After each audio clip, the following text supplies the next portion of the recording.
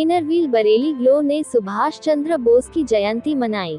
Bareilly Inner Wheel Bareilly glow के सदस्यों ने charter president doctor Charu Mehrotra के नेतृत्व में सुभाष चंद्र बोस के जन्मदिन पर कार्यक्रम किया। इस अवसर पर अध्यक्षा डॉक्टर चारू मेहरोत्रा ने कहा, सुभाष चंद्र बोस स्वतंत्रता सेनानियों में अग्रणी थे। उन्होंने अपना सर्वस्व देश के लिए निछावर किया, देश को जय हिंद जैसा नारा दिया। द्वितीय विश्व युद्ध में जापान के सहयोग से उन्होंने आजाद हिंद फौज बनाई, जिसका कार्य बहुत ही प्रशंसनीय रहा। इस फौज के संगठन ने रेडियो केंद्र स्थापित किया, फौजी स्कूल में सैनिकों की ट्रेनिंग दी, राष्ट्रीय बैंक बनाया, डाक विभाग स्थापित किया जिसमें नई टिकटों का प्रयोग किया गया तथा स्त्रियों के लिए भी प्रथम विभाग की स्थापना की। उन्होंने सिविल सर्विस को छोड़कर देश की आजादी को प्राथमिकता दी, जो बहुत ही कठिन कार्य था। कई बार जेल गए, परंतु हर बार नई ऊर्जा के साथ बाहर निकलकर देश हित के कार्यों को किया। गांधी को राष्ट्रपिता की उपाधि देने वाले सुभाष चंद्र बोस ही थे। देश के युवाओं को उनसे शिक्षा लेनी चाहिए कि अपने लक्ष्य के लिए संघर्ष करो, कठिनाइयों का सामना करो और उसे प्राप्त करने पर ही चैन की सांस लो। इसी संबंध में क्लब की सचिव अलका मेहरोत्रा ने कहा कि देश के युवाओं को सुभाष चंद्र बोस से शिक्षा लेनी चाहिए। देश सर्वोपरि होता है, देश की रक्षा के लिए कुछ भी करना पड़े उससे कदम पीछे नहीं करनी चाहिए। इस अवसर पर क्लब की अधिकारी बरखा,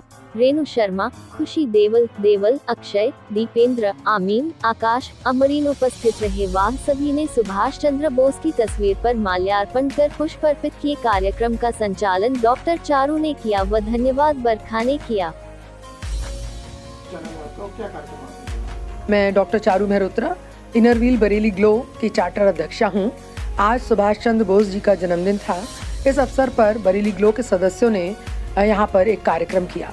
ये कार्यक्रम का उद्देश्य लोगों को सुभाष चंद्र बोस, जो कि एक अग्र श्रेणी के स्वतंत्रता संग्राम सेनानी रहे, उन्होंने देश की आज़ादी के लिए अपने जीवन को न्यौछावर कर दिया, ऐसी महान शख्सियत के बारे में लोगों को बताना था, उन्हें जानकारी देना था। इस कार्यक्रम में युवाओं ने भी अपनी भागीदारी की और यहाँ पर ये बात बताना आवश्यक है कि देश को जय हिंद का नारा देने वाले सुभाष चंद्र जी ही थे।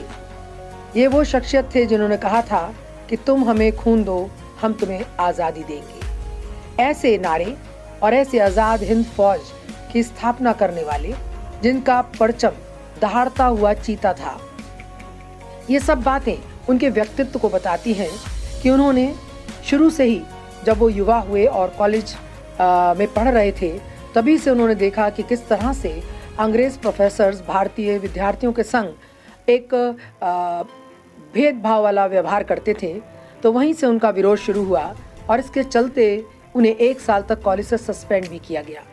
लेकिन उसके बाद आगे की शिक्षा करने के लिए ये विदेश चले गए और वहाँ पर अपने पिता की इच्छा को पूरा करने के लिए इन्होंने IAS की परीक्षा दी। सिविल सर्विसेज में उत्तीर्ण भी हुए, जो कि एक बहुत बड़ी बात थी। उस समय ये परीक्षाएं लंदन वगैरह में ही होती थी और बहुत कम लोग इस परीक्षा में भाग ले पाते थे। इन्होंने भाग ही नहीं लिया, बल्कि सफल भी हुए। लेकिन उसके बाद उन्होंने अपने पिता की इच्छा पूरी करने के बाद उनसे साफ सब शब्दों में कह दिया कि मैं अंग्रेज़ों की चाकरी नहीं करूंगा, चाहे कितना ही ऊंचा पद मुझे क्यों न दिया जाए। ये कहकर वो भारत आए। रविन्द्रनाथ टैगोर से मुलाकात हुई। उन्होंने इनकी मुलाकात गांधी से करवाई और उसके बाद ये देश के आंदोलन में कूद गए। इन्होंने 11 बार, पूरी ज़िंदगी में 11 बार से अधिक ये जेल गए। लेकिन जितनी बार भी जेल गए, उतनी बार ही दूसरी एक अलग ऊर्जा से पलवित होकर ये निकले। और इनकी आज़ाद हिंद फौज ने, जो जापान की सहायता से इन्होंने संगठित की थी, उसका उद्देश्य यही था कि एक समानांतर फोर्स के रूप में ये काम करेगी और द्वितीय विश्व युद्ध में जब ये लड़ाई होगी तो वहाँ पर ये ब्रिटिश सरकार के खिलाफ लड़ेगी और देश की आज़ादी में हिस्सेदारी करेगी। लेकिन भाग्य को शायद कुछ और ही मंजूर था। जो उन्होंने सपना देखा था, वो अपने उस सपने को देखने के लिए जीवित नहीं रह पाए। एक दुर्घटना